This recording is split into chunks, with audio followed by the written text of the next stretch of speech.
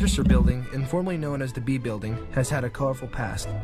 Previous to 1967, before the Penn State Schuylkill campus was founded, it was a bread bakery that served the insane asylum and the surrounding area. Around this time, there was another part of the building that attached it to the A Building. When this campus was founded, the bakery became a maintenance shop, and the addition was taken off. There are still visible marks of where the addition was once on the west side of the A Building. The campus used the B Building as a maintenance shop until the year 2000. The B Building then became the housing for the Student Affairs, Health and Services, Registration, and Academic Advisory offices. The Student Affairs and Health Services offices were located on the second floor, while the remaining offices were on the ground floor.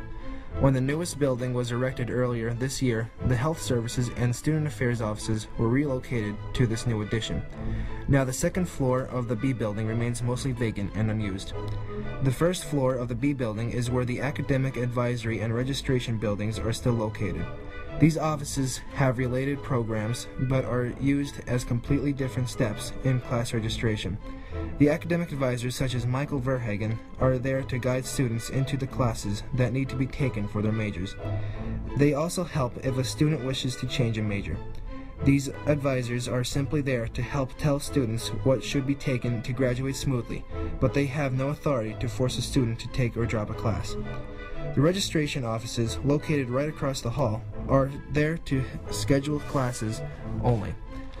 These offices are not there to answer questions about what classes should be taken by a student or what would be the best order to take them in, and so on. The sole purpose of this part of the building is to schedule the classes that the students have decided they need. So in short, the B Building has had a long past filled with all different purposes, all of which were important to the bigger establishment it belonged to.